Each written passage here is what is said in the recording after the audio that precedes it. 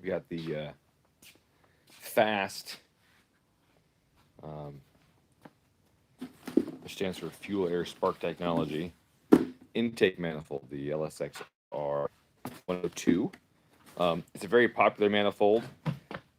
The brand overall is a popular brand of manifolds for lots of Chevy guys, especially. They do the 90, was it 90, 102? They had like a mid one for a little while too, like a 90 something that they kind of discontinued. And the manifolds are known for producing a lot of power and torque, and in many cases, almost over the entire power band over a factory manifold. And it's really impressive, honestly. You can see before and after dynographs of just changing the manifold out and see these huge gains, like I said, across the whole power band. And people, obviously wonder why, like how. And you look at it from the top, it looks similar to the factory manifolds. So let me put this back together really quick. Now the factory manifold, I guess understand this. You gotta understand the factory manifold a little bit. The factory, this is fucking $900 or $1,000, and I'm holding it one-handed. It's probably not very smart. Okay, so the LSXR 102, and then here's a factory one. This one here is an LS1 manifold. It's the one off my dad's Corvette. I have an LS6 on my Corvette. They look almost the same. If you look at an LS1 manifold, you see here the bottom where the bolt holes are. They're not actually bolt holes, actually, but they look like mounting holes, don't they? So this, see how it's swooped? Has this little swoop to it, and there's a big step right here. The LS6 manifold is flat, and it comes down a lot further, and it's a complete flat bottom. And what that did is it provided a little more plenum volume for the intake, and it freed up the air at the inlet to the individual runners for the ports. So let me get a flashlight and show you that. And then when I show you that, I'll show you what the fast does. And so you'll just see, you kind of go, oh, that's why. So if we try and look inside, all the oil, we're going to see, let's see if we can get this at a better angle. Okay. Well, that's not very easy. So you'll see there's a gap over there. And that gap over there on that side, let's see where the camera is at. Okay, so that gap, kind of where the beam of light is, right there. That gap there is the inlet to this runner right here. So this runner right here. So the way it works is this opens up into the volume in the center of the chamber, and then it has this long port that runs down to, or long runner that goes down to the port of the head. And so if we look inside, it bounces up a little bit. I think like a cameraman for this to be effective. Let's see if we can look inside. Okay. So we look inside there. You see how it's this long runner. Is it working? You see it goes over that little hump there. And that's the plenum volume for the rest of the manifold. So it goes over there and swoops around basically into here and draws air from there. So air comes in the middle and it gets distributed from the big sides down the runners to the small end that goes in the head. So if we look inside again, if you can see this or not, there's that hump there. You can see the hump now. And that hump occupies volume in here, and it reduces the total volume of the plenum. So in LS6, they dropped that floor and made the entrance into these guys a little larger. They also slightly tweaked the shape of the manifold on top, but it's really hard to tell. If you look at an LS6 versus LS1, it's really hard to tell the difference from the top, unless you're used to looking for it. In fact, I have LS6 right here. I'm live. Yes, I am. So if you look here, LS6. Now, if you look really close, the way you can tell, this hump here is a little taller.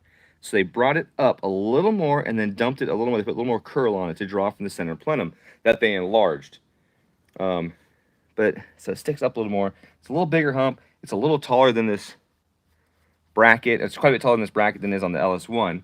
And if we go to the LS1, that hump's not as tall. See what I'm saying? and it rounds, it peaks back here, and then comes down in, where the LS6 peaks over here more, has like a different shape to it.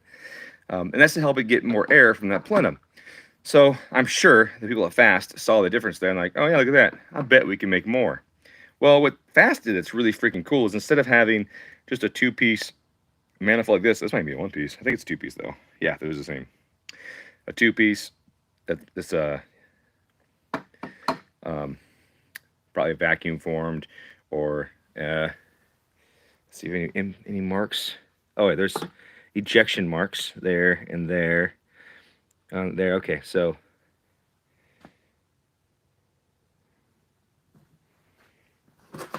yeah, it's two pieces, and they come out of a mold, and they stick the two pieces together. So Fast did the same thing, only they were like, you know what? We can lower the floor more, which they did, and we can change the runner shape, which they did.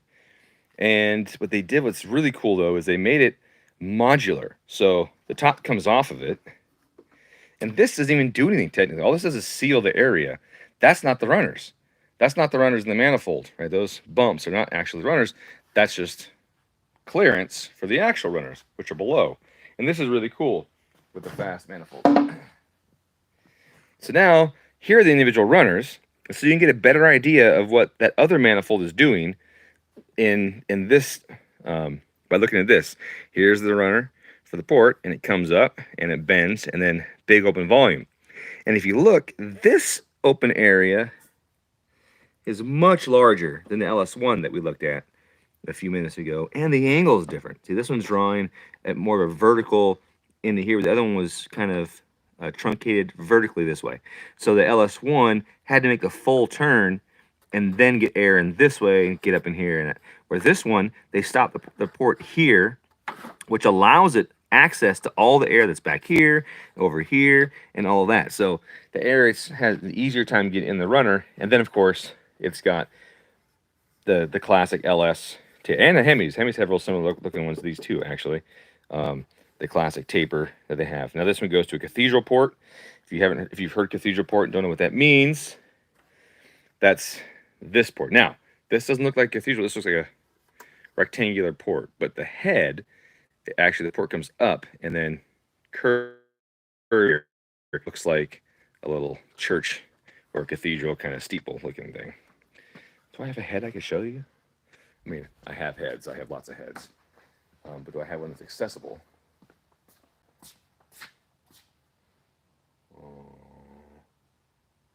No, it's up there. Way up there. Up there somewhere. I know which box it is, but I mean, I can barely hold a freaking camera one-handed and an intake manifold, much just climb my ass up there and take them out of the box. Any others? No, I guess that's it. So, anyways, this is cathedral port, and so it's a skinnier port than, say, the LS3. It's also taller too. The LS3 went to a shorter port and a little wider. So back to the cathedral head here. Anyways, this is really cool. So they lowered the floor, they shortened the port entrance, flared it. It's got a nice bell mouth on it too, to give it more access to the air, you know, that's in this void, instead of making it a vertical truncation like the other one was, having the port do a full sweep and a tight bend at the end. It's really cool. I really like it. Let's see if we can see down it a little bit. Yeah, we kind of, yeah, it's got a light in there. That'd be cool. It's got a light in here. Let's see. Stream light. I think that's what this is, right? All right. Kind of looks like a hallway in a Avengers movie or something, like at a castle or some shit on some foreign planet. I expect to see a throne at the other end and have some guards with big shields and weird weapons with laser tips on them and shit, like, you know, come out from behind there and take you prisoner. I don't know what I'm saying. Oh, not come over tonight. After talking to you, 2 other calls came in. Aw, bummer, Igor. Well, I get it. It's all good. And I'm probably not going to work too late on this anyways tonight, because the wife's going on that trip tomorrow, and I'm staying here. So I'll spend some time with her, some quality time. And It's kind of a cool effect. Whoop, whoop, whoop, whoop, whoop, whoop, whoop. Boom, boom, boom, boom, boom. Right, the aliens coming at you, you're gonna die. Ah! Anyways, so I thought this was really cool the way they did it. What's also even cooler about this is these runners come out, and there's one screw that holds each one in, right here. Little screw there, and they're O-ringed on the far end. Here's a screw, O-ring over here, and they're changeable. Well, the Cathedral didn't get a whole lot of love in that category, but the rectangular port heads, the LS3s and stuff, they have other options for these runners. They have a shorter race runner. I think it only goes to like here, like this long, and just goes bloop, and it's got a bell mouth on it. You definitely lose torque with that. Lots of torque. You would lose lots of torque with that. But you pick up horsepower. And some guys are looking to squeeze every bit of horsepower out of it because they don't care about torque because they got a big stall or they got really close gears, and they're going to spend the whole time 7 to 10,000 RPM. And in that case, the shorter runner with a bell mouth and that huge plenum would be advantageous for those guys. But in the case of a street car like this one, I get the longer runner, so I get more torque. So this manifold makes power, I think, across the entire RPM band over the LS6 manifold. And in the top end, guys are getting upwards of 50 plus horsepower out of them. I think the average is like 30 or so without a big cam in it. And I got a pretty good sized cam in here, so it's going to be a pretty good increase in power. I'm sure the butt dyno will approve, and the actual dyno will prove. So anyways, I just wanted to share that. I thought it was really neat how this thing was constructed, that they have these runners individually done. I mean, if you think about it too, like in your R&D phase, if you had the lower piece and the upper piece already done, you could experiment with just these runners and just make some, injection molded plastic runners and test them. And heck, you could do different runners in different cylinders. And then if you had individual channel EGT and AFR, you could easily see, oh, well, this one is pulling way more air, than the other one, and get an idea too of just like what the VE change is between them, which would be really sweet as well. What was the question? It's the LS6 manifold upgrade over the truck one. I don't think so. Well, that's not true. The truck one makes a lot more torque. But the LS6 one makes the most horsepower of all of the Cathedral Port ones, with the exception of the LS2. And the LS2 one makes a little bit more than the LS6. But the LS6 one is one of the best ones for Cathedral Ports as far as power is concerned. The truck manifold definitely makes more torque. The TBSS one, I believe the Trailblazer SS one, makes more power than the LS6 manifold, if I recall correctly. For that, though, for concrete answer to that, we got to refer to Richard Holdner from his Speed Secrets channel. I think it was called Speed Secrets, Power Secrets, or something like that. And look at his intake manifold test. He did a test with, I don't know, it was 20-something intake manifolds? Like, it was a lot of intake manifolds. And they didn't change the engine at all. Same cam, same engine, that kind of stuff. Now, that being said, not every manifold is going to work as good with every cam, and vice versa. So, or as my college professor used to say, vice versa. Vice versa. The cam and I work with the manifold as well with the cam, and which one you choose is going to depend on what fits your application. In the case of his manifold test, he used a cam that was very close to the cam that I like to use on cars. It was slightly less aggressive than the cam that I use. Now, what that means, though, is that typically the more aggressive cam will get more gains from a bigger intake manifold. So something that's got a smaller LSA or more overlap tends to, I say tends to because there's always exceptions, right? Tends to like the increased plenum volume of the bigger intake manifolds and provide gains from that. So in my case right now, my cam is not that big. It's got a good amount of chop to it, considering how wide the LSA is. The lobes are decent size. They're basically the biggest ones you can fit with stock pistons and not have piston to valve issues, right now in my car. So with that being said, I believe I will get some decent gains out of this. But when I put the other cam in with the new bottom end, obviously I'll get more gains from the bigger cam alone, even with the same intake manifold. And I'll get bigger gains or more gains because I have more displacement. I'm going from 5.7 to 6.2, but it that bigger cam, regardless of displacement, will like this manifold even more. Especially the one that I designed for it. It's fucking gnarly. It's really really big, and I'm really excited to run it, and I'm also a tiny bit nervous. Right now, I made some changes just 2 days ago or 3 days ago to the Corvette, and it drives so fucking good. Like every gear shift, the engine is just it's right there. It's perfect. It's smooth. There's no slight buck or hesitation as you lift to shift. Some cars you get that, or when you first get back in it again, like sometimes you get a little just a tiniest little, but it's perceivable little bump, and that's typically it's a modified car. Yeah, the tipping's not going to be as crisp, or the overrun enrichment might be a little too aggressive or something, right? There's always just like this little bump, and it isn't enough to go, I fucking hate the way this drives. But when you get rid of it, you're like, oh wow. And so I made some changes to it, and that little bump it had, it was hardly perceivable, became very apparent that it wasn't there anymore, and it fucking drives so good. And so part of me is like, oh, here I am fucking with it now. Like I just got it 3 days ago to drive fucking beautifully, like just amazing. It drives so good. And then I'm taking it apart.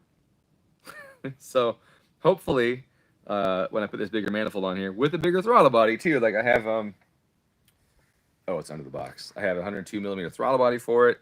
I have radium fuel rails for it. They're in the box. I got some new LS7 injectors for it. Got them straight from Chevy. Because I need a little more fuel flow. Right now, those 28 point whatevers that are in that car are maxed. They are at their freaking limit. So if I'm adding another 30 to 50 horse, they're not going to hang. So yeah, so I got some 42 pounders for it.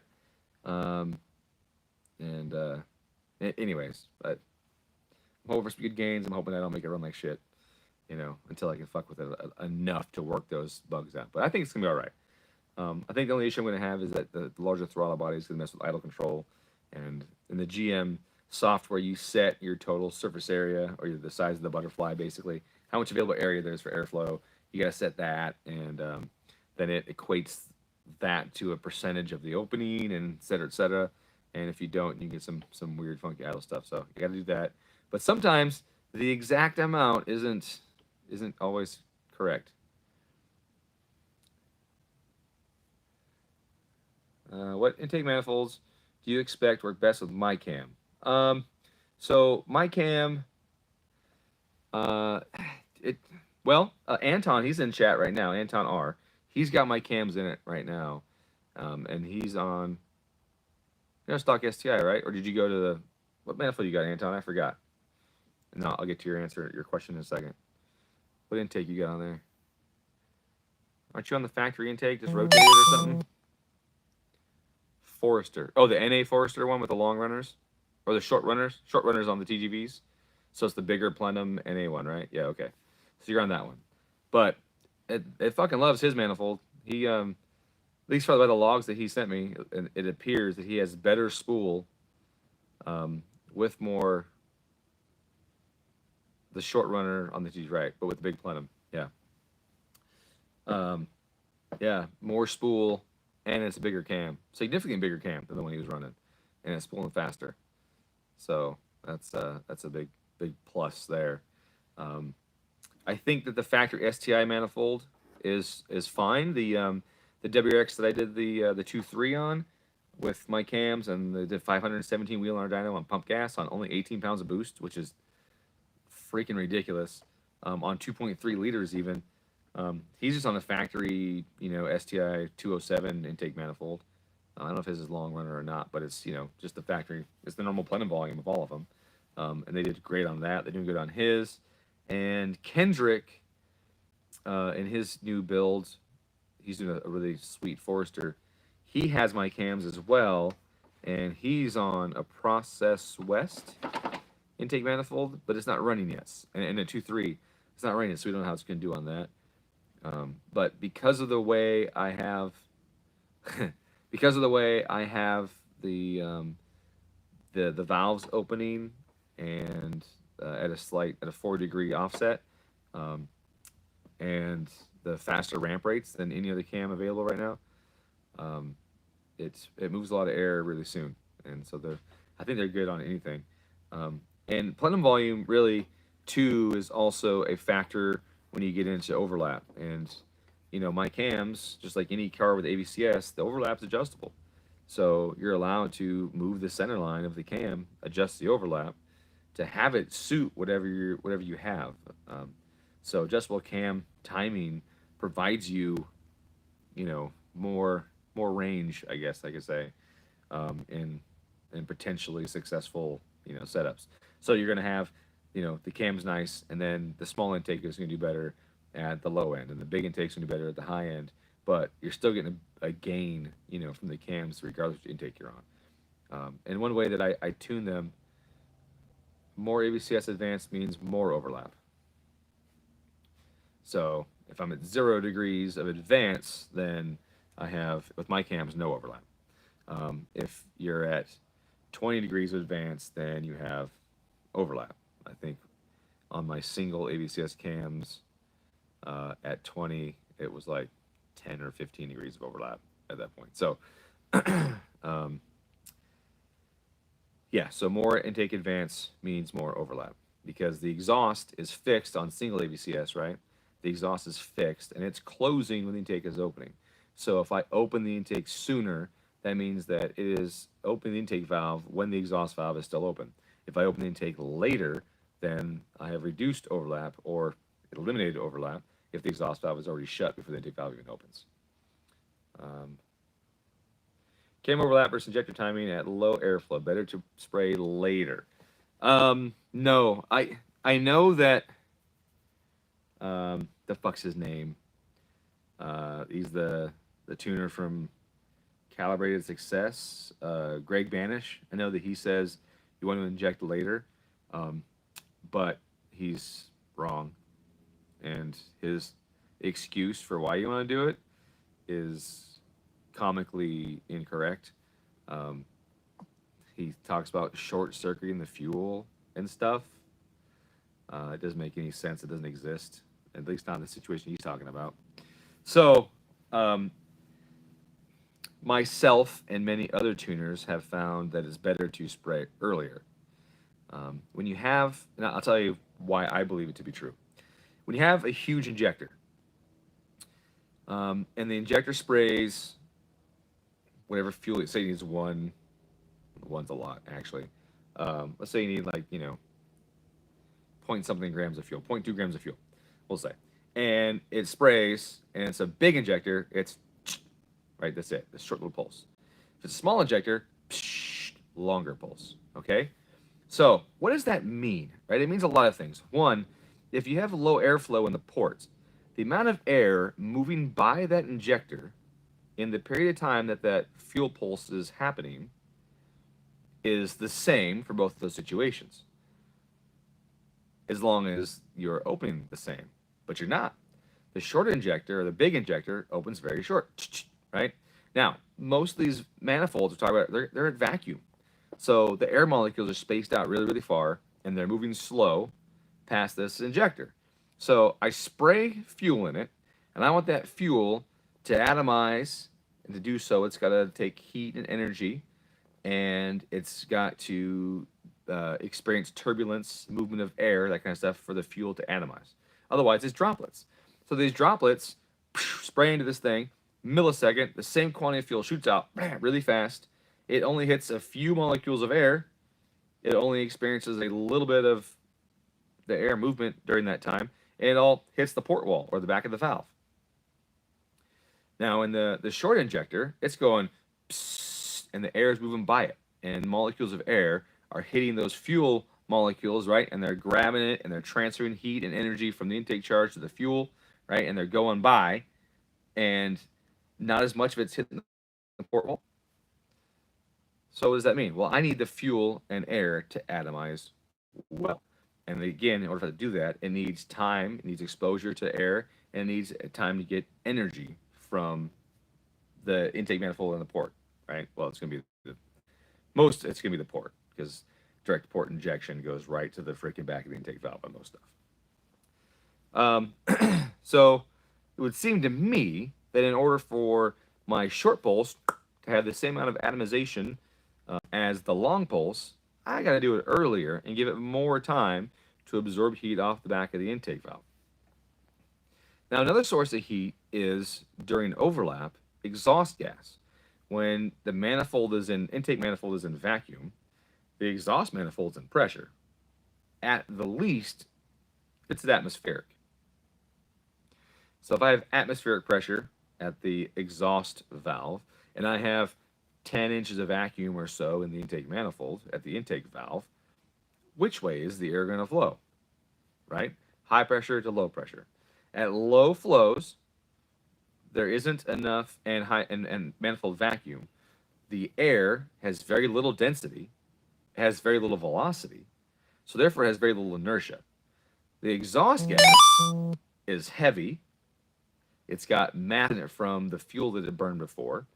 It's got, heat, so it's voluminous, right? It's expanded. I mean, you expanded a fuel droplet into an area or into a volume, and it's hot and it's at a higher pressure. So it's going to have the authority. It's going to push some of that back up the intake valve. And if you sprayed the fuel earlier, then the fuel's already sitting on the back of the intake valve before the intake valve even opens. So you shoot fuel on it. The valve the fuel's puddling around the valve, probably around the sealing area, where the back of the valve sits. And then it opens and the exhaust gas blows back some. And it blows and adds a bunch of energy to that fuel and helps it atomize. And it gets pushed back in the runner a little bit. Then the exhaust valve shuts. And then the air turns back around again and pulls it back into the engine. So if I spray later, after the intake valve has opened, after that exhaust stream has done its pulse and then it's starting to go back again, I can spray it then. But then I'm spraying droplets. Spraying droplets that are going to bounce off the back of the valve. They're going to plate out the back of the valve face. They're going to get into the cylinder, maybe stick to the piston surface until the heat from the piston does it right. Now, all this stuff happens really, really fast. So do I want to rely on the intake valve that it just passes by and the piston also in the chamber to atomize my fuel and give me these little dense pockets of fuel vapor in the cylinder? Or do I want the atomization to occur in the port so that when it enters the chamber, it's a more homogeneous mixture in the chamber? It seems to me like I want it to be a more homogeneous mixture. I want to have more vapor earlier before it enters the chamber so that the burn is more consistent and faster. So I say spray earlier. And with big injectors, i.e. 1050s, 1300s, 1700s, I always set the injecting timing like 400, 440 degrees before top dead center because I want that and that's the end of injection. So I have the fuel shot on the back of the intake valve and sitting there for up to 80 degrees of rotation before the valve even opens, giving that fuel time to collect heat off the port walls, collect heat off the valve, and then when that valve opens, a little bit of exhaust gas, heat comes in, give it time to vaporize, become more homogeneous, and then drawn back in the cylinder. And that shit you not, idle quality improves dramatically when you go from 440 or you go up to 440 from 280, right? You can tell the idle quality of the engine. So, and if you have the ability to do that, experiment, give it a shot. If you got big injectors, fire them later. Make your end of injection happen at a smaller number. And so end of injection typically is in degrees before top dead center, and that's top dead center of the combustion stroke. So you still have the whole intake stroke, and then compression, and then the combustion stroke starts. So it's from there. So if it's 360, basically as soon as that piston starts moving down, well, it's not really moving at 360. It doesn't move to like 10 after or so. But in theory, it should be starting to move down at 360. That's when you start spraying, or that's when the fuel stops spraying. That's not terrible, but I would rather it happen way before that. Let it sit there on that valve. Let it absorb that heat. and get atomized in the port. So, does that answer your question adequately, or too much? Are you even still here? I guess that's my next question. Yeah. So, in the case of these manifolds, right? Injectors happen after this manifold. So injectors don't care too much about which manifold you're using. If it's direct port, right? Because it's being shot at the end of the runner on the manifold. Thank you, Anton. But carbureted cars or throttle body injected cars, they do care. Fuel has mass, right? We've said that, and it has inertia. And if after those runners or after the injection point, if you have some really sharp bends and low atomization, you're going to have very uneven distribution of fuel to your cylinders and stuff. So that also applies to meth injection. That's one thing that is often overlooked with meth injection. Is like, oh, I got meth injection, sweet, and they sit it in the pipe right in front of the throttle body, and the throttle body provides some turbulence as it goes in the manifold. But if you're so close to that manifold, especially the STI, right, behind that throttle body is a wall, right? It's a flat fucking wall behind that throttle body. There's only like that much room from the throttle body to the other side of the plenum. So that mist that you're injecting isn't atomizing very well yet, and it starts to bead and puddle up on the back of that plate. And at the end of a pole versus the beginning of the pole, you may have more more of your meth going to the bottom two runners than you would to the top, because it started to pool and work down as it gets drawn into the engine. So you're going to have different distribution of meth water in a meth injected car, and that's dangerous, because that's how you blow shit up. And if you don't have instrumentation to tell you how much is making it into the exhaust or into the cylinders, that's like 4-channel EGT or 4-channel AFR, then you're guessing. So a lot of guys do the individual ports for the meth stuff, and that's great, except meth systems are unreliable as shit, and sometimes you can have even bigger distribution issues on even the fancy setups like Aquamist and shit, with how much gets to one port versus the other. So I don't like running them. You know, if they had an actual fuel injector that was precise, like an ID or something, distributing the meth water mixture into each cylinder individually, then I would be more for it. If it had a more robust control system, I would be more for it. But as is now, the only thing that meth injection really guarantees is that you're going to blow it up. So at some point, it's going to fail. And at some point, it's going to take the engine with it.